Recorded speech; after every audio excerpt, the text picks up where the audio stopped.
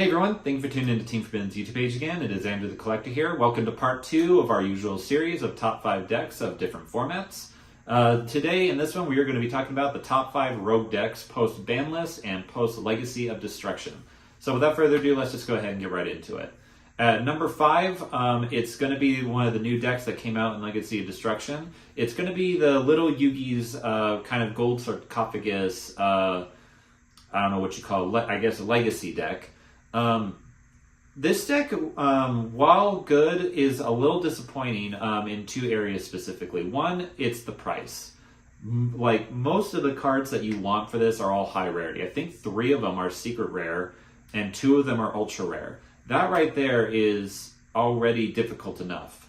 And on top of that, the price point isn't necessarily fair, at least for a deck like this. Also because I haven't personally played the deck, but I know some people who have, and they're basically saying it's Brick City. Saying if that you don't open the right cards that you need, you will basically lose. Which is fair if the deck was a little cheaper and easier to obtain. Like I said, most of it is high rarity, and you need 3 of each of those cards. So until this deck basically gets a reprint, it's not going to see much of a surge. But the deck, when it does do well, it does do very well, which is why it's at the number 5 spot. But before I go any further, I did want to give a little bit of an honorable mention to Melodious. Melodious did get a bunch of new support and Legacy as well as Ancient Gear Golems. They're kind of in the same spot here. But they don't really have the numbers to back up their claims. Sure, the decks are good, the cards are good, but they don't really have the representation. So until then, they're kind of in the honorable mention spot. Just want to kind of throw that out there.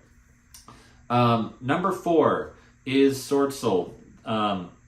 This one kind of had a little bit of a give and take, mainly because Baron got banned, which was the right choice, but it did lose one of the big reasons why the deck was good.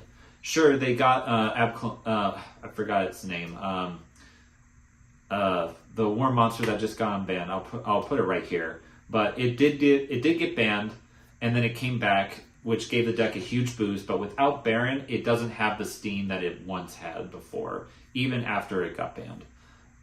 So it is at number 4, but the deck, when it does well, it still does really well, which is why I think I put it in the number 4 spot. Number 3 is Labyrinth.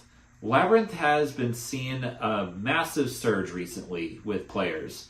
Sure, it was popular even before I started recording this video, but because of the new ban list and new support and new decks and archetypes that have come out, Labyrinth for some reason has been making a big surge, and people are starting to gain more notice of it. Some side decks are even having Denko Sekka, specifically to combat Labyrinth, which is a cool thing. I like Labyrinth. I like the deck. I like the way it functions, but it still needs a little bit more of a push in order for it to be considered like the top tier meta contender list. Which is why it is only in number 3. Now, number 2, a lot of people are probably not going to like this one, but Sky Strikers, I put at number 2. Boy, howdy, has this deck been around the block recently. It is now pretty much at full power. I think one of its cards is still limited, but they just got Engage back to 3, and Engage was probably its biggest problem child, I'll have to say. And because of that, all of its cards are now spiking in price. This deck used to be on the budget list, but now I have to push it to Rogue mainly for that reason. If the cards were cheaper, not only would this card be deck be number 1 in Rogue, but it would also be number 1 in budget, just with how resilient it is. But with how things are going right now and all the price points, it has to be a number 2 in the Rogue category. But it's number 2 for a reason. It is just so good, especially now with 3 Engage. But even with 3 Engage now, it still doesn't really hold a candle to some of the higher meta decks currently, which also is leading me into the number 1 spot, which I'm putting with Yubel.